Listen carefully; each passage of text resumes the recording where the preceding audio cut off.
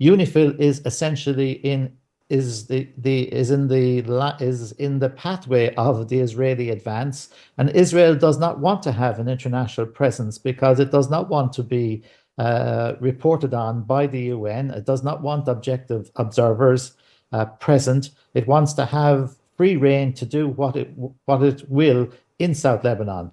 And my fear is that it's if the current policy continues, it's inevitable that some UN troops will be killed or more seriously injured. Tensions between Israel and the UN over its peacekeeping operations in southern Lebanon have been steadily escalating since Israel launched its ground operation at the start of the month.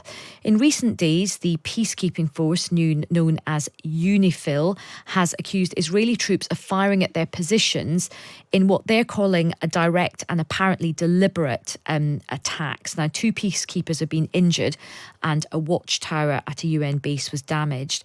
Earlier this week, Netanyahu called for the forces to pull out of combat areas, a request which was rejected by the UN. And it does feel like this issue about the safety of these UN peacekeepers is going to be something that grows in more over the coming weeks. Now, let's now speak with Ray Murphy, who served as an officer with the Irish contingent of UN peacekeepers in Lebanon in the 1980s. He's now a professor of human rights at the National University of Ireland. Ray, welcome to the show. Thanks very much for joining us. Good afternoon, Aisha. So tell us, what do you make of these recent incidents where we have seen, UN UNIFIL personnel coming under fire by Israeli troops? What do you make of it all? Yeah, that's a very serious development because UNIFIL has been there since 1978. In 2006, it was reconstituted. It was given a new mandate, and its presence was supported by the Israelis, the Lebanese government, and its mandate was quite challenging and a compromise in the circumstances. But it's important to stress that the UN peacekeepers are protected persons. They have a special status. They're there at the behest of the United Nations under the authority of the Security Council. They do not play a combat role. Okay. Their positions are very vulnerable because one of their primary purposes is to show an international presence and be able to observe and report on what's happening. So they're not deployed as you would normally deploy a military force, taking the most easily positions to defend. They're often quite exposed and quite vulnerable, so they're easy targets. They're easy. And Ray, could you just expand a wee bit there on just what are some of the practical things that they do? What's their role there? Well, in theory, their role is set out in Resolution 1701, which was adopted in 2006. And it's quite a lengthy mandate, and some of its goals and aims are quite unrealistic. They were quite unrealistic in 2006, and they're even less realistic now. But one of its primary purposes is to maintain a degree of peace and security in the region by reporting on what's happening, observing what's happening, providing or facilitating humanitarian aid to local civilians.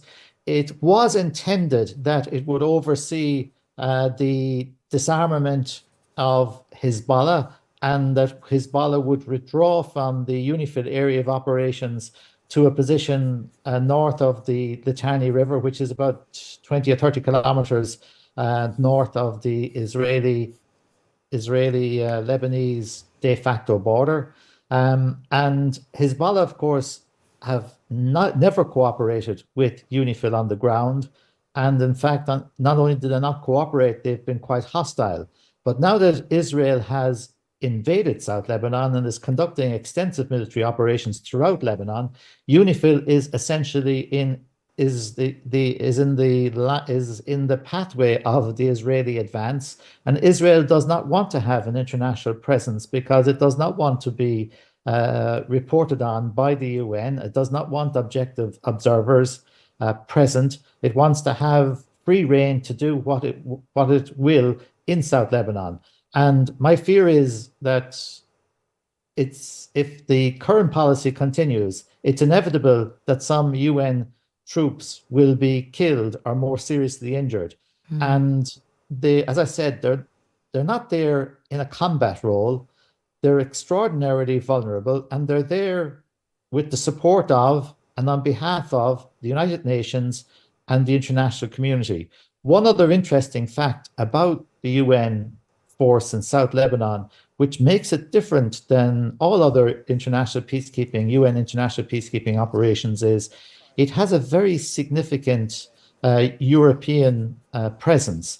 There's a number of European states contributing, Ireland, Italy, France, to this peacekeeping force. And that's not an accident. That was at the insistence of Israel at that time. But it means that Israel is coming under a lot of pressure from Italy, Ireland, Okay. And France. And Ray, Israel says that Hezbollah is using some of these peacekeepers, these UNIFIL peacekeepers, almost as a human shield, and is firing, quite close to them, and that they're being used by Hezbollah. That's what Israel is saying. What would you say to that?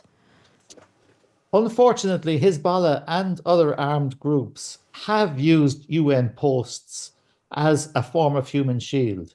They would often come up right beside the post very quickly. They would launch a rocket or a mortar or some other weapon, and then they would be gone within minutes from that particular area, knowing that it would be very difficult to direct fire on that temporary position because of its proximity to the UN post.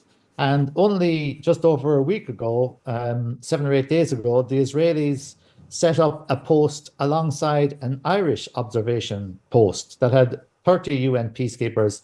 And again, Israel was using the tactics of Hezbollah. It was using the post to shield their troops from being fired on by Hezbollah. Now, Israel, after some pressure, has moved that post and is no longer beside or adjacent to the Irish post.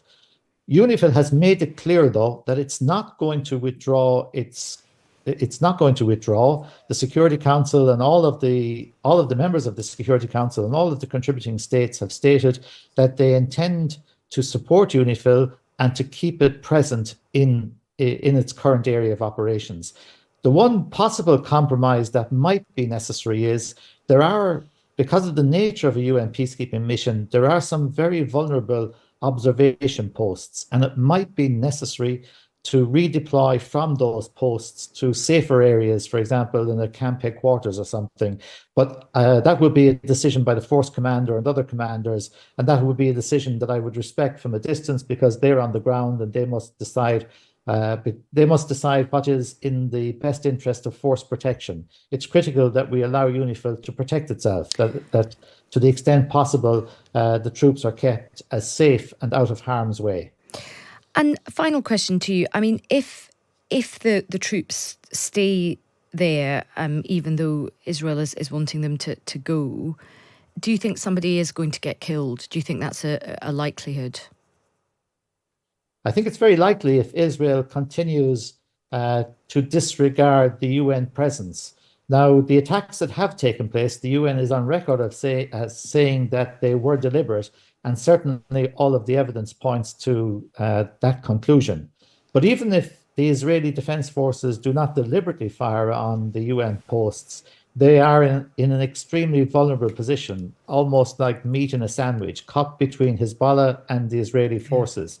So yes, they are very vulnerable, but if Israel is not more careful about ensuring the safety of the UN personnel and are reckless as to their well-being and safety, then I believe it is inevitable. And though Hezbollah has said it will not fire on any UN post and it will respect the presence of the UN peacekeepers, I would not rely on the word of Hezbollah. They are not a reliable partner, or they are an armed group in a very difficult situation and have not cooperated in the past with the UN presence.